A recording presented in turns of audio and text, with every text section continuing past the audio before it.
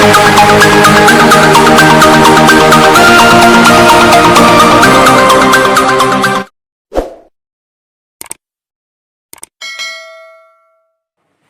Students, how are you. आज का हमारा टॉपिक होगा कोलार्ड्स लॉ। हमने अपने प्रीवियस लेक्चर के अंदर किया था मोलर कंडक्टिविटी, इक्विवेलेंट कंडक्टिविटी या effect of dilution on conductivity. आज का जो हमारा टॉपिक होगा वो होगा Kohlrausch's law. So are you ready? मैं हूं विकी नारायण, आपके अपने प्यारे से यूट्यूब चैनल 3D क्लासेस पे। तो स्टार्ट करते हैं कोलार्ड्स लॉ। क्या है कोलार्ड्स लॉ? उससे पहले हम बात करते हैं कुछ बेसिक पॉइंट की यहां पे जो यूज होगा, और वो वर्ड जो यूज होगा वो है इनफाइनाइट डाइल्यूशन। इनफाइनाइट डाइल्यूशन है क्या? इसका क्या मीनिंग है और ये कोलार्ड्स लॉ के अंदर कैसे यूज हो रहा है, उसको समझने के लिए हम एक एग्जांपल लेते हैं। जैसे कि मैंने कोई भी इलेक्ट्रोलाइट लिया है और उस इलेक्ट्रोलाइट को जैसे ही वाटर के अंदर डिसॉल्व करेंगे उसके क्या बनने वाले हैं? आयन बनेंगे। ठीक है, उसके क्या बनेंगे? आयन बनेंगे। और हमने अपने प्रीवियस लेक्चर के अंदर किया था कि किसी भी इलेक्ट्रोलाइट के अंदर जैसे जैसे उसको हम डाइल्यूट करेंगे उसकी जो कंडक्टिविटी है, मोलर कंडक्टिविटी, वो क्या होती है? इंक्रीज। अगर हम किसी भी इलेक्ट्रोलाइटिक सॉल्यूशन के अंदर उसको डाइल्यूट करते हैं, मींस उसमें वाटर ऐड करते हैं, तो वाटर ऐड करने पर उसकी जो मोलर कंडक्टिविटी है वो क्या हो रही है? Increase due to increasing movements of ions. But infinite dilution का मतलब जीरो डाइल्यूशन पे है। कि अगर हम बात करें किसी भी एक इलेक्ट्रोलाइटिक सॉल्यूशन की, सपोज मैंने स्टार्टिंग के अंदर इसको डाइल्यूट किया और डाइल्यूट करने के बाद में इसकी 100% डिसोसिएशन हो गई, तो क्या होगा? डिसोसिएशन के बाद में सपोज मैंने इसकी कंडक्टिविटी बोली कि इसकी जो कंडक्टिविटी है वो कितनी है? 1.5। फिर मैंने इसको फर्दर इसका डाइल्यूशन किया और ये जो इसकी मोलर कनेक्टिविटी थी वो 1.5 से इंक्रीज हो गई, कितनी? 1.8 हो गई। फिर मैंने उसको डाइल्यूट किया, डाइल्यूट करने के बाद में कितनी होगी? 2.0 हो गई। फिर मैंने इसको और डाइल्यूट किया, डाइल्यूट करने के बाद में कितनी? 2.0। फिर डाइल्यूट किया 2.0, फिर डाइल्यूट किया 2.0। मींस अब इसको हम चाहे कितना ही डाइल्यूट कर ले, अगर हम इसको कितना ही डाइल्यूट करें, इसकी मोलर कंडक्टिविटी इंक्रीज नहीं होगी।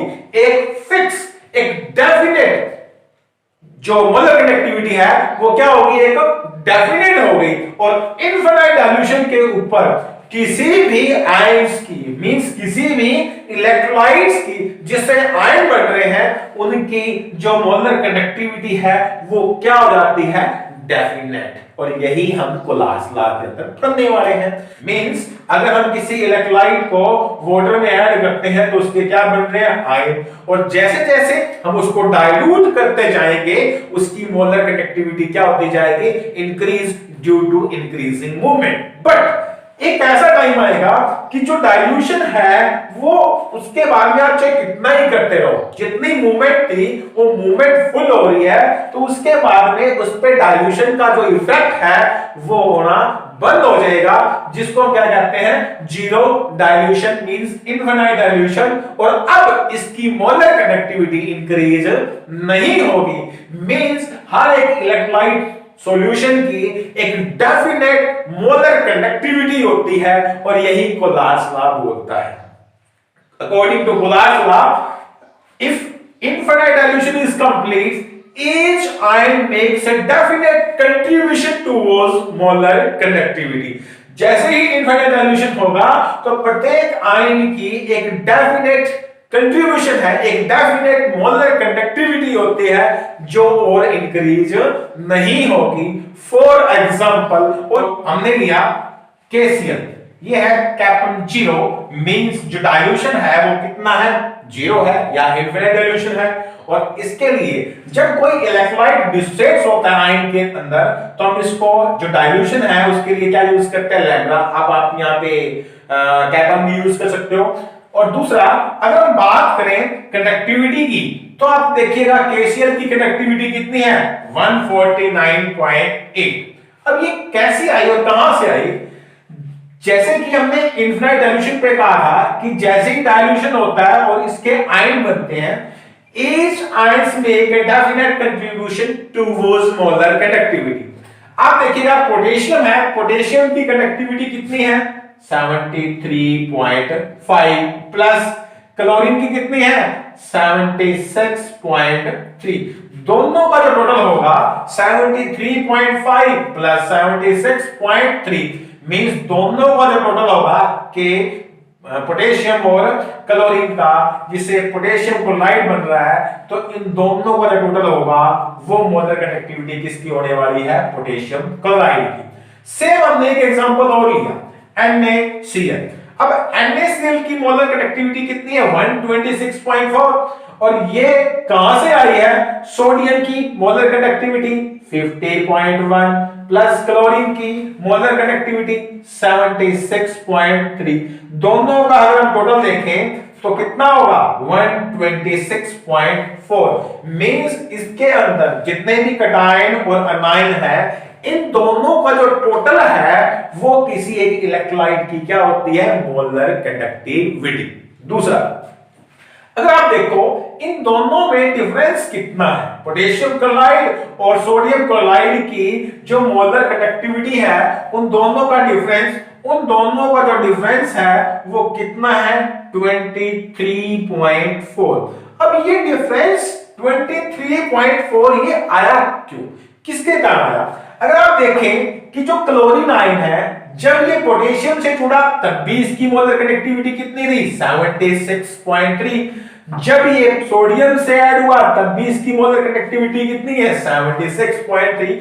मींस कोई भी आयन चाहे जब भी किसी दूसरे आयन से कोई कटायन है या अनायन है जब किसी अपोजिट आयन से जुड़ता है कंबाइन होता है तो उसकी जो मोलर कंडक्टिविटी है एट इनफिनाइट डाइल्यूशन वो चेंज नहीं होगी क्योंकि वो क्या रहती है डेफिनेट। यही कोलास लॉ कहता है कि कोई भी आयन है चाहे वो कटायन है या अनायन है जब भी वो किसी अपोजिट आयन से कंबाइन होगा तो उसकी मोलर कंडक्टिविटी कभी भी चेंज नहीं होगी, वो हमेशा क्या रहती है डेफिनेट एट इनफिनाइट डाइल्यूशन या फिर एट जीरो डाइल्यूशन। और हमने जो ये ऊपर जीरो लगा रखा है ये डाइल्यूशन का एरिया है, जीरो डाइल्यूशन के ऊपर इसकी जो मोलर कंडक्टिविटी है वो क्या रहती है डेफिनेट। और देखो जो ये 23.4 का डिफरेंस है इसमें क्लोरीन का कोई भी रोल नहीं है क्योंकि क्लोरीन की एक डेफिनेट मोलर कंडक्टिविटी है और पोटेशियम और सोडियम के अंदर भी जो डिफरेंस है वो कितना है 23.4। मींस अगर सोडियम क्लोराइड और पोटेशियम क्लोराइड की बात करें इसके अंदर जो मोलर कंडक्टिविटी का डिफरेंस है वो किसके कारण है पोटेशियम और सोडियम के कारण, क्योंकि क्लोरीन का इस डिफरेंस के अंदर कोई भी रोल नहीं है। क्लोरीन चाहे वो पोटेशियम से कंबाइन हो रहा है चाहे वो सोडियम से कंबाइन हो रहा है उसकी जो मोलर कंडक्टिविटी है वो क्या रहने वाली है definite। So according to Colas law each ion makes a definite contribution towards molar conductivity irrespective to other ion। वो किसी दूसरे आयन के ऊपर डिपेंड भी नहीं करेगी। क्लियर? अगर हम बात करें इसके और डेफिनेशन की कि कटायन और अनायन की जो मोलर कंडक्टिविटी है उन दोनों का जो टोटल होगा वो किसी एक इलेक्ट्रोलाइट की क्या होगी मोलर कंडक्टिविटी। डेफिनेशन क्या होगी नोट करें। At infinite dilution when the dissociation is complete each ion makes a definite contribution towards molar conductivity of the electrolyte irrespective of the nature of the other ion। या फिर हम कह सकते हैं the molar conductivity at infinite dilution for a given salt can be expressed as the sum of the individual contribution from the ions of the electrolyte। ions means cation और anion दोनों का एक इंडिविजुअल कंट्रीब्यूशन होगा। Next है application of Kohlrausch law. तो first जो application है वो है calculation of molar conductance of weak electrolyte at infinite dilution. अगर हम बात करें मोलर कंडक्टेंस की कैलकुलेशन की तो एक एग्जांपल है वीक इलेक्ट्रोलाइट का CH3COOH। इसको जब हम डिस्ट्रेट करते हैं तो किस में डिस्ट्रेट होता है? ये CH3CO नेगेटिव प्लस में H पॉजिटिव। किस में होगा ये? CH3CO negative plus H positive. दूसरा एक एग्जांपल है HCl। HCl किस में डिस्ट्रेट होता है? H पॉजिटिव प्लस में Cl नेगेटिव। NaCl किस में डिस्ट्रेट होगा? Na positive plus Cl negative. एक एग्जांपल और है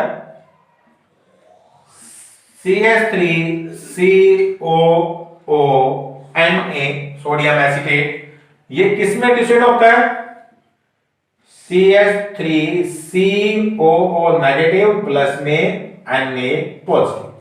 अब देखिएगा ये डिफरेंट टाइप ऑफ इलेक्ट्रोलाइट है, जिसमें एक वीक इलेक्ट्रोलाइट है और ये इलेक्ट्रोलाइट डिस्ट्रेट हो रहे हैं आयंस के अंदर। और अगर हमने इस वीक इलेक्ट्रोलाइट की जो मोलर कंडक्टेंस है उसको कैलकुलेट करना है, तो उसके लिए हम क्या करेंगे? फॉर एग्जांपल अगर हम एक रिएक्शन करते हैं CH3COOH प्लस सोडियम क्लोराइड, तो इससे क्या बनने वाला है? Sodium acetate means CH3COONA plus HCl। Means अगर हमें इस एसिटिक एसिड की कंडक्टेंस चाहिए तो हमें क्या करना पड़ेगा? एसिटिक एसिड की अगर हमें मोलर कंडक्टिविटी कैलकुलेट करनी है तो इसके लिए इन दोनों के टोटल से हमें NaCl को क्या करना पड़ेगा? सब्सट्रैक्ट करना पड़ेगा। For example CH3COONA plus HCl minus NaCl। For example suppose मगर मैं यहां पे कहूं कि CH3COOH की जो मोलर कंडक्टिविटी वो 3 है, NaCl की मोलर कंडक्टिविटी कितनी है? 5 है, क्योंकि एक स्ट्रॉन्ग इलेक्ट्रोलाइट है। और इन दोनों की 4 है, इसकी भी 4 है और इसकी भी क्या है? 4 है। मींस रिएक्टेंट और प्रोडक्ट दोनों की क्या है? इक्वल है। तो अगर हमने यहां पे इस वीक इलेक्ट्रोलाइट की कैलकुलेट करनी है तो हमने क्या देखा? CH3COONA की मोलर कंडक्टिविटी कितनी थी? 4। HCl की कितनी थी? 4। 4 प्लस 4 कितना हो गया? 8। और NaCl की कितनी थी? 5। मींस NaCl की हमने क्या करनी है? यहां से रिमूव करनी है। तो जो कनेक्टिविटी आएगी 3 वो किसकी होगी? CH3COOH की। तो हम इसकी जो फर्स्ट एप्लीकेशन है calculation of molar conductance of weak electrolyte at infinite dilution. Second बात करें अगर हम सेकंड एप्लीकेशन की calculation of degree of dissociation. Degree of dissociation को हम किसे डिनोट करते हैं? अल्फा से। And alpha is equal to क्या होता है? Molar conductance of any electrolyte at any concentration divided by molar conductance at infinite dilution। इसे हम डिग्री ऑफ डिसोसिएशन को क्या कर सकते हैं? कैलकुलेट कर सकते हैं। ये हमारी क्या है? सेकंड एप्लीकेशन है। अगर हम थर्ड एप्लीकेशन की बात करें, थर्ड एप्लीकेशन है कैलकुलेशन ऑफ डिसोसिएशन कांस्टेंट। हम डिसोसिएशन कांस्टेंट को कैलकुलेट करने के लिए एक एग्जांपल करते हैं। हमने ये +1 में भी किया था। ए बी से क्या फॉर्म होता है? A plus B. एक रिएक्टेंट से 2 प्रोडक्ट बन रहे हैं। सपोज करो जो इनिशियल कंसंट्रेशन थी किसी भी रिएक्टेंट की वो कितनी थी? C। और इनिशियल कंसंट्रेशन किसी प्रोडक्ट की कितनी होती है? 0 होती है, क्योंकि अभी रिएक्शन स्टार्ट नहीं हुई है। जैसे ही रिएक्शन स्टार्ट होगी और जितना भी किसी भी रिएक्टेंट का डिसोसिएशन होगा तो उसको हम किसे डिनोट करेंगे? 1 माइनस अल्फा। क्यों? क्योंकि अल्फा क्या है? Degree of dissociation. और यहां पे किसी भी रिएक्टेंट की जो कंसंट्रेशन होगी वो भी किस पे डिपेंड करने वाली है? Concentration of dissociation. डिसोसिएशन जितना भी हुआ है और उस प्रोडक्ट की कंसंट्रेशन को हम किससे डिनोट करते हैं, सी अल्फा। और ये भी क्या होगा, सी अल्फा, क्योंकि ये भी पी कब बनेगा, जब जैसे ही इलेक्ट्रोलाइट की डिसोसिएशन होगी, तो डिसोसिएशन होने के बाद में प्रोडक्ट की जितनी भी कंसंट्रेशन है वो किस पर डिपेंड करती है, डिग्री ऑफ डिसोसिएशन पे। तो एक कांस्टेंट जिसको हम क्या कहते हैं, डिसोसिएशन कांस्टेंट। डिसोसिएशन कांस्टेंट को हम यहां से कैसे निकालेंगे, C alpha square by 1 minus alpha. इसी मेथड से हम क्या निकाल सकते हैं, डिसोसिएशन कांस्टेंट को प्रूव कर सकते हैं, डिटरमाइन कर सकते हैं। ये हमारी थर्ड एप्लीकेशन है। फोर्थ एप्लीकेशन की बात करें, सोलेबिलिटी। बट अगर हम बात करें in the case of strong electrolyte, तो ये मोलर कंडक्टिविटी सोलेबिलिटी की क्या होती है, अपोजिट होती है। 4 इसकी एप्लीकेशन है।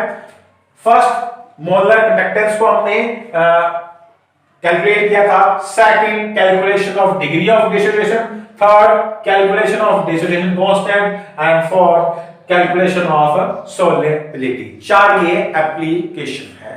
नेक्स्ट जो टॉपिक होगा अपना, electrochemical cell, and its so important. 5 marks के अंदर ये क्वेश्चन एग्जाम में कई बार पुट हो चुका है।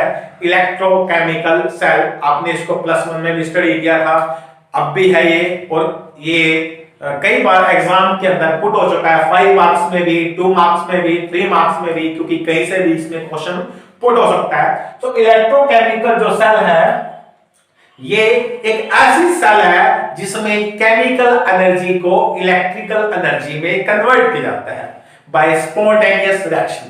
तो स्पॉन्टेनियस रिएक्शन क्या थी, जिसमें इलेक्ट्रिसिटी का प्रोडक्शन हो रहा था। हमने जब स्टार्टिंग में इलेक्ट्रोकेमिस्ट्री की डेफिनेशन की थी, तो स्टार्टिंग के अंदर हमने कहा था कि production of electricity bye spontaneous reaction means वो रिएक्शन जिसके अंदर केमिकल एनर्जी से इलेक्ट्रिकल एनर्जी को प्रोड्यूस किया जा रहा है, और उस सेल को हम बोलते हैं इलेक्ट्रोकेमिकल सेल, या फिर इसको बोलते हैं गैल्वेनिक सेल, या इसको हम कह सकते हैं वोल्टिक सेल। ये voltaic cell, galvanic cell, electrochemical cell exam में किसी तरह से इनपुट हो सकता है। सो इलेक्ट्रोकेमिकल सेल की अगर हम डेफिनेशन की बात करें, तो ये वो सेल है जो केमिकल एनर्जी को इलेक्ट्रिकल एनर्जी में क्या कर रहा है, कन्वर्ट कर रहा है बाय स्पॉन्टेनियस रिएक्शन।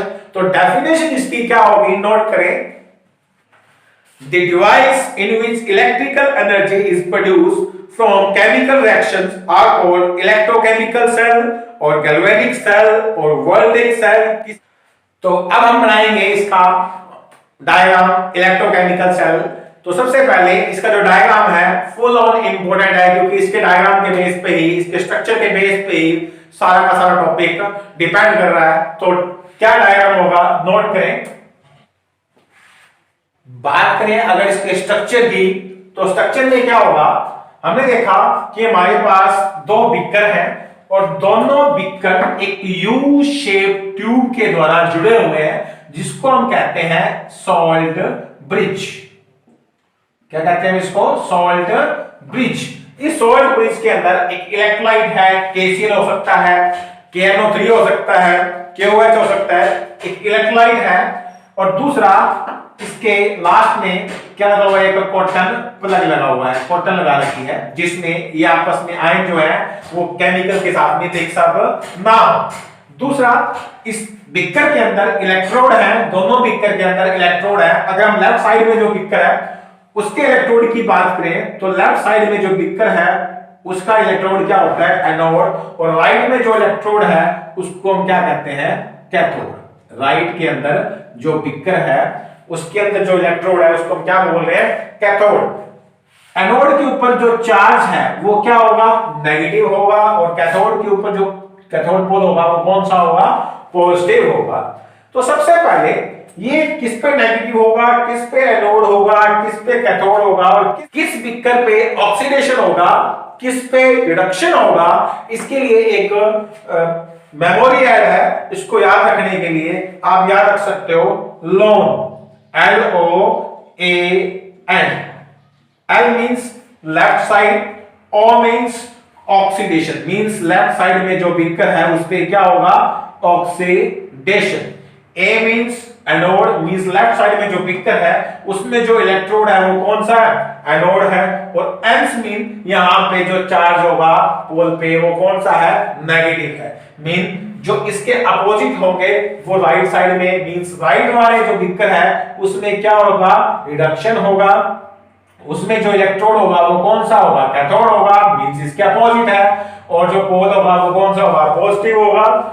ठीक है, तो ये एक स्ट्रक्चर है। इस स्ट्रक्चर में अगर हमारी कुछ मिस्टेक होती है तो हमारा जो पूरा टॉपिक है वो भी क्या हो जाएगा, रॉन्ग हो जाएगा। ठीक है, इन दोनों इलेक्ट्रोड को हम जोड़ते हैं एमीटर से, जो करंट बताएगा कि करंट कितना फ्लो हो रहा है। और इलेक्ट्रोकेमिकल सेल वो सेल होती है जिसमें केमिकल एनर्जी किसमें कन्वर्ट हो रही है, इलेक्ट्रिकल एनर्जी में। और उस इलेक्ट्रिकल एनर्जी को कौन चेक करेगा, एमीटर। तो जो नेक्स्ट है, जो इसमें रिएक्शन होगी, वो रिएक्शन कौन सी होगी, अगर हम बात करें एनोड पे, तो एनोड पे क्या होगा, एनोड पे जो इलेक्ट्रोड है एनोड, उस एनोड पे जिंक रोड अपने इलेक्ट्रॉन को क्या करेगा, लूज करेगा। मींस जिंक जो है अपने इलेक्ट्रॉन को क्या करेगा, लूज। और किसकी फॉर्मेशन होगी, जिंक आयन की। मींस कितने इलेक्ट्रॉन लूज हुए, 2 इलेक्ट्रॉन। जो ये इलेक्ट्रॉन लूज होंगे, ये इलेक्ट्रॉन की जो मूवमेंट है वो किस साइड और स्टार्ट हो गई है, कैथोड की साइड। किस साइड होगी, इलेक्ट्रॉन की जो मूवमेंट है वो कैथोड की साइड होगी। मींस कैथोड पे जो कॉपर आयन है, कैथोड पे जो कॉपर आयन है वो 2 इलेक्ट्रॉन क्या कर लेंगे, गेन कर लेंगे। और किसकी फॉर्मेशन करेंगे, कॉपर की। मींस अगर हम एनोड की बात करें, एनोड पे जिंक रोड अपने इलेक्ट्रॉन को क्या कर रहा था, lose. And the loss of electron is known as oxidation. और कॉपर आयन की बात करें कैथोड पे, कैथोड पे ये कॉपर आयन इलेक्ट्रॉन को क्या कर रहा था, गेन कर रहा था, जिसके कारण the gain of electron is known as reduction. Means ये ऑक्सीडेशन भी हो रहा है और रिडक्शन भी हो रहा है। मींस इलेक्ट्रोकेमिकल सेल के अंदर जो रिएक्शन हो रही है उस रिएक्शन को हम क्या कहेंगे, रिडॉक्स रिएक्शन। अब देखिएगा, जो इलेक्ट्रॉन्स की मूवमेंट हुई थी वो कहां से कहां तक हो रही है, एनोड से कैथोड की तरफ। दूसरी तरफ अगर हम बात करें इसकी ऑब्जर्वेशन की, तो हमने यहां पे क्या क्या ऑब्जर्व किया है। First of all zinc rod की बात करें, जिंक रोड अपने इलेक्ट्रॉन को लूज कर रहा था and the loss of electron is known as oxidation. अगर जिंक रोड इलेक्ट्रॉन को लूज कर रहा है तो जो इसका वेट है वो क्या होगा, लूज होगा। फर्स्ट जो इसकी ऑब्जर्वेशन है, इस जिंक रोड का जो वेट है वो क्या होगा, लूज होगा। सेकंड जो इसकी हमने ऑब्जर्वेशन नोट की है कि जिंक आयन की जो कंसंट्रेशन है वो बढ़ेगी। अगर जिंक अपने इलेक्ट्रॉन को लूज करेगा तो किसकी फॉर्मेशन होगी, जिंक आयन की। मींस जिंक आयन की कंसंट्रेशन क्या हो रही है, इंक्रीज हो रही है।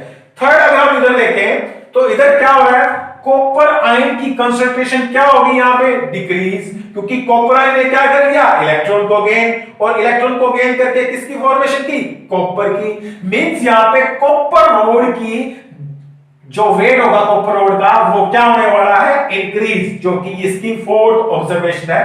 थर्ड क्या थी, कॉपर आयन की कंसंट्रेशन डिक्रीज हो रही थी और कॉपर रोड है उसका जो वेट है वो क्या हो रहा है, इंक्रीज। फिफ्थ अगर हम ऑब्जर्वेशन की बात करें तो वो क्या होगा कि जो इलेक्ट्रॉन की मूवमेंट है वो कहां से कहां तक हो रही है, एनोड से कैथोड तक, या हम कह सकते हैं लेफ्ट पिकर से राइट पिकर तक। तो ये फिफ्थ हमारी ऑब्जर्वेशन है। और सिक्स्थ जो हमने ऑब्जर्व किया है, जो करंट फ्लो करता है वो इलेक्ट्रॉन की अपोजिट डायरेक्शन के अंदर क्या कर रहा है, फ्लो कर रहा है। तो करंट की मूवमेंट भी यहां पे हो रही है। सिक्स्थ जो करंट मूव कर रहा है वो कैथोड से एनोड तक क्या कर रहा है, मूव कर रहा है। और जिसमें करंट प्रोड्यूस हो रहा है, मींस इलेक्ट्रिसिटी प्रोड्यूस हो रही है, तो उसको हम सेल को क्या बोलेंगे, इलेक्ट्रोकेमिकल सेल। इलेक्ट्रोकेमिकल सेल जिसमें ये कुछ केमिकल चेंज हुए और केमिकल एनर्जी से इलेक्ट्रिकल एनर्जी प्रोड्यूस हुई है, जिसको हम क्या कहते हैं, इलेक्ट्रोकेमिकल सेल। अगर हम बात करें इसमें सॉल्ट ब्रिज के फंक्शन की, तो ये सॉल्ट ब्रिज का इनमें क्या रोल है। तो फर्स्ट ऑफ ऑल अगर एग्जाम में कई बार पूछा जाता है कि फंक्शन ऑफ सॉल्ट ब्रिज, मैं ये नहीं कह रहा ये 5 मार्क्स में ही कंप्लीट क्वेश्चन होगा, इनमें से कोई भी क्वेश्चन पुट हो सकता है कि आपसे ये स्ट्रक्चर पूछा जाए, हो सकता है कि फंक्शन पूछे जाए, सॉल्ट ब्रिज के फंक्शन क्या होंगे, हो सकता है कि रिएक्शंस के बारे में आपसे पूछा जाए, हो सकता है कि इलेक्ट्रोकेमिकल सेल है क्या, डिफाइन इलेक्ट्रोकेमिकल सेल ओनली, तो ये भी क्वेश्चन पुट हो सकता है और हो सकता है कि ये 5 मार्क्स में भी आ जाए। ठीक है, तो फर्स्ट ऑफ ऑल हम सॉल्ट ब्रिज की बात करते हैं। सॉल्ट ब्रिज की डेफिनेशन की बात करें तो सॉल्ट ब्रिज है क्या? सॉल्ट ब्रिज एक यू शेप ट्यूब है जो दोनों बीकर को आपस में क्या कर रहा है, कनेक्ट कर रहा है, जोड़ रहा है। तो फर्स्ट यही फंक्शन होगा, सॉल्ट ब्रिज जो है वो दोनों बीकर को आपस में क्या कर रहा है, जोड़ रहा है, कंबाइन कर रहा है। सेकंड अगर हम देखें तो इस सॉल्ट ब्रिज के अंदर एक सॉल्ट है, मींस इलेक्ट्रोलाइट है, और इलेक्ट्रोलाइट क्या होते हैं, जो डिसोसिएट्स होने पर आयन की फॉर्मेशन करते हैं, मींस इसमें कैटायन भी होगा और अनायन भी होगा। कैटायन और अनायन होने से क्या होगा, सपोज करो अगर यहां से जिंक आयन बनते जाए तो एक ऐसा टाइम आएगा जब ये जो इलेक्ट्रोड है अपने सारे इलेक्ट्रॉन लूज करेगा और यहां पे जिंक आयन की कंसंट्रेशन बहुत सारी हो जाएगी और उस टाइम जो ये रिएक्शन हो रही है वो क्या हो जाएगी, स्टॉप हो जाएगी। बट इस इलेक्ट्रोलाइट का फंक्शन क्या होगा, इसमें जितने भी इलेक्ट्रोलाइट हैं, जो भी इलेक्ट्रोलाइट है जिसमें कैटायन भी होगा और नेगेटिव आयन मींस अनायन भी होगा, तो ये जिंक आयंस को न्यूट्रल करने के लिए यहां से क्या आएंगे, आयन आएंगे, और ये जो आयन है, जो ये आयन है, इनको जो न्यूट्रल करता है वो कौन कर रहा है, ये इलेक्ट्रोलाइट। मींस सॉल्ट ब्रिज के अंदर जो भी इलेक्ट्रोलाइट है वो इलेक्ट्रोलाइट इस इलेक्ट्रोकेमिकल सेल के अंदर एक इलेक्ट्रिकल न्यूट्रलिटी मेंटेन करके रखता है। इधर भी ऐसा होगा, इधर भी आयन है और इन आयन की कंसंट्रेशन क्या हो रही है, कम हो रही है, और इस कॉपर रोड का जो वेट है वो क्या हो रहा था, इंक्रीज हो रहा था। मींस इसको भी हम क्या करेंगे, न्यूट्रल करेंगे। कौन करेगा, इन आयन के थ्रू ये क्या होंगे, न्यूट्रल होंगे। थर्ड अगर हम बात करें तो जो ये आयन है किसी केमिकल रिएक्शन के अंदर टेक पार्ट नहीं करेंगे। ये जो आयन है किसी भी केमिकल रिएक्शन के अंदर टेक पार्ट नहीं करेंगे। फोर्थ, ये जो आयन है वो आपस में मिक्सअप भी नहीं होंगे। एंड नेक्स्ट, इनकी जो मोबिलिटी है, कैटायन और अनायन की जो मूवमेंट है वो ऑलमोस्ट क्या होती है, सेम होती है, क्योंकि दोनों तरफ इनकी जो मूवमेंट है वो क्या होनी चाहिए, सेम, ताकि एक न्यूट्रलिटी बनी रहे और रिएक्शन है वो प्रोसीड होते रहे। अगर ये ऐसा नहीं होता तो इसमें जिंक आयन की कंसंट्रेशन इंक्रीज हो जाएगी और यहां पे कॉपर आयन की कंसंट्रेशन क्या हो जाएगी, डिक्रीज हो जाएगी और रिएक्शन क्या हो जाएगी, स्टॉप। बट ये इलेक्ट्रोलाइट इसको स्टॉप नहीं होने दे रहा, क्योंकि इस इलेक्ट्रोलाइट में क्या फॉर्म हो रहे हैं, आयन, और इन आयन से एक न्यूट्रलिटी, इलेक्ट्रिकल न्यूट्रलिटी मेंटेन होती रहती है। ये थे function of salt bridge. Next topic है वो है रिप्रेजेंटेशन ऑफ इलेक्ट्रोकेमिकल सेल। अगर हम बात करें इलेक्ट्रोकेमिकल सेल में जो हमने रिएक्शन की थी, उन रिएक्शंस के अंदर एनोड पे क्या हुआ था, ऑक्सीडेशन हुआ था, कैथोड पे क्या हुआ था, रिडक्शन हुआ था, और एनोड और कैथोड पे जो भी इलेक्ट्रॉन थे वो इलेक्ट्रॉन से कैंसिल हो रहे थे, और यहां पे जो ओवरऑल रिएक्शन होगी वो रिएक्शन क्या होगी, जिंक प्लस कॉपर आयन से क्या बनेंगे, जिंक आयन प्लस कॉपर। ये एक ओवरऑल रिएक्शन है और इसको हम रिप्रेजेंट कैसे करते हैं, ये एग्जाम में कैसे पुट हो सकता है, ये एग्जाम में किसी न्यूमेरिकल में आपको मिलने वाला है। सपोज अगर हम इसकी रिप्रेजेंटेशन की बात करें तो जो लेफ्ट साइड में होता है इलेक्ट्रोड, वो इलेक्ट्रोड कौन सा होता है, एनोड, और राइट साइड में जो इलेक्ट्रोड है वो कौन सा होता है, कैथोड। एनोड पे कौन सी रिएक्शन होती है, ऑक्सीडेशन, मींस जिंक से क्या बनते हैं, Zn2 पॉजिटिव, और कॉपर आयन से राइट साइड में कॉपर आयन से क्या बन रहा था, कॉपर की फॉर्मेशन हो रही थी, मींस क्या हो रहा था, रिडक्शन हो रहा था। अब बात करें इसको हमने रिप्रेजेंट कैसे किया है, जिंक से जिंक आयन बने, मींस अगर बात करें जिंक से जिंक आयन बने हैं तो रिएक्टेंट से जब प्रोडक्ट बनता है तो इनमें से एक वर्टिकल लाइन से हम इसको सेपरेट करते हैं, और जो दो ये वर्टिकल लाइन लगाई गई है फॉर सॉल्ट ब्रिज, जो ये 2 लाइंस है वर्टिकल, ये किसके लिए है? सॉल्ट ब्रिज के लिए। और यहां पे कॉपर आयन से किसकी फॉर्मेशन हुई? कॉपर की। मींस कॉपर आयन ने इलेक्ट्रॉन गेन किया और किसकी फॉर्मेशन हुई? कॉपर की। मींस ये कौन सी रिएक्शन है? रिडक्शन है। और इसको भी सेपरेट करने के लिए हम एक वर्टिकल लाइन यूज करते हैं। तो लेफ्ट साइड में एनोड पे क्या हुआ था? ऑक्सीडेशन। राइट साइड में क्या हुआ था? रिडक्शन। लेफ्ट साइड में कौन सा रोड होता है? एनोड। राइट साइड में कौन सा इलेक्ट्रॉन होता है? कैथोड। एनोड के ऊपर कौन सा पोल होता है? नेगेटिव। और कैथोड पे कौन सा पोल होगा? पॉजिटिव। तो ये इलेक्ट्रोकेमिकल सेल की क्या है? रिप्रेजेंटेशन है। किसी भी इलेक्ट्रोकेमिकल सेल की कोई भी रिएक्शन हो सकती है। जैसे ही आपको रिएक्शन मिलेगी तो आपने क्या नोट करना है कि जिंक से जिंक आयन बने, मींस ये रिएक्शन एनोड पे हुई है। और जिंक से क्या बना था? Zn2 पॉजिटिव, मींस 2 इलेक्ट्रॉन क्या हुए थे? लूज हुए थे। सेकंड आप देखोगे कि कैथोड पे क्या हो रहा है? कैथोड पे कॉपर आयन ने 2 इलेक्ट्रॉन वही गेन किए थे। किसकी फॉर्मेशन की थी? कॉपर। इलेक्ट्रॉन से इलेक्ट्रॉन कैंसिल हुए थे, ओवरऑल रिएक्शन की फॉर्मेशन हुई थी। तो किसी भी रिएक्शन की रिप्रेजेंटेशन हो सकती है या रिप्रेजेंटेशन आपको मिल सकती है, उससे आपको रिएक्शन फॉर्म करनी पड़ सकती है। ये किसी न्यूमेरिकल के अंदर नस्ट इक्वेशन के बेस पे जो न्यूमेरिकल है उसके अंदर इस रिप्रेजेंटेशन का कुछ रोल होता है।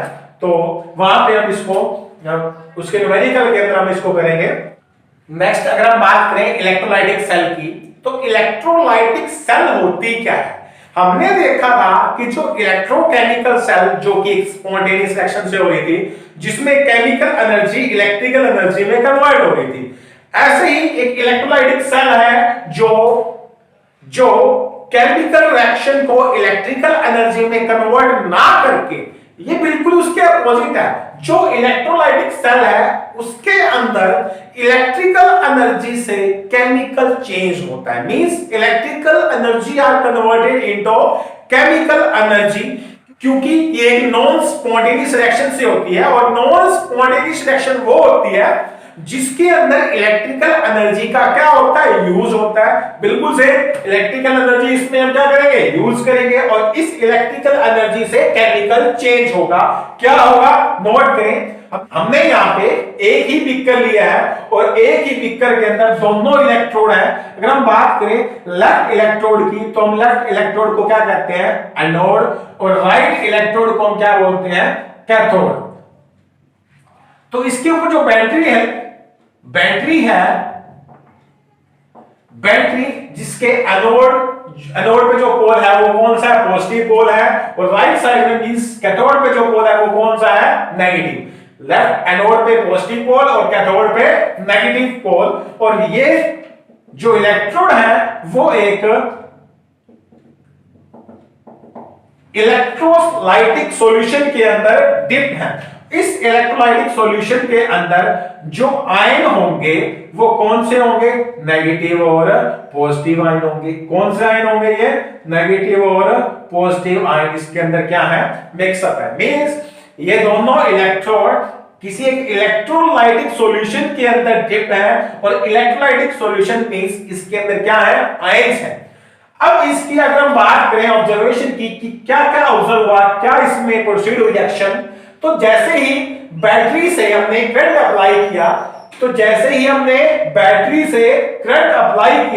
तो जो ये आयन है उनकी मूवमेंट होगी। और जो एनोड है जिसके ऊपर बैटरी का पॉजिटिव पोल है, ये नेगेटिव आयन उस बैटरी के पॉजिटिव पोल मींस एनोड की तरफ क्या कर जाएंगे? मूव कर जाएंगे। और जो ये पॉजिटिव आयन है वो कहां पे मूव करेंगे? कैथोड पे।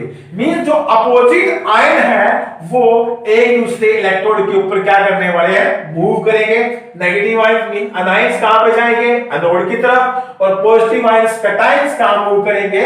कैथोड की तरफ। जैसे ही ये अनायन एनोड पे जाएगा तो इसको अपना एक इलेक्ट्रॉन दे देगा, क्योंकि अनायन वो होते हैं जिसके पास एक्स्ट्रा इलेक्ट्रॉन है, और ये अपना एक्स्ट्रा इलेक्ट्रॉन किसको दे देगा, इस एनोड को, और ये जो कैटायन है इस कैथोड से एक एक्स्ट्रा इलेक्ट्रॉन ले लेगा। मींस अगर इसने अपना इलेक्ट्रॉन दिया या इसने इलेक्ट्रॉन लिया तो दोनों के दोनों क्या हो जाएंगे, न्यूट्रल हो जाएंगे, और यही एक प्राइमरी चेंज होगा। प्राइमरी चेंज क्या होगा, जो ये आयन थे वो इलेक्ट्रॉन को देके या इलेक्ट्रॉन को लेके क्या हो गए, न्यूट्रल हो गए। ये क्या है इसका प्राइमरी चेंज। तो इसमें सेकेंडरी चेंज क्या होगा, जो ये न्यूट्रल पार्टिकल है ये जैसे न्यूट्रल हो गए ये नीचे आ जाएंगे और प्रेसिपिटेट फॉर्म कर लेंगे। मींस जब कोई न्यूट्रल पार्टिकल इकट्ठे होते हैं तो वो तो या तो कंपाउंड की फॉर्मेशन कर लेंगे या फिर मॉलिक्यूल बन जाएंगे, जो कि एक क्या होगा, सेकेंडरी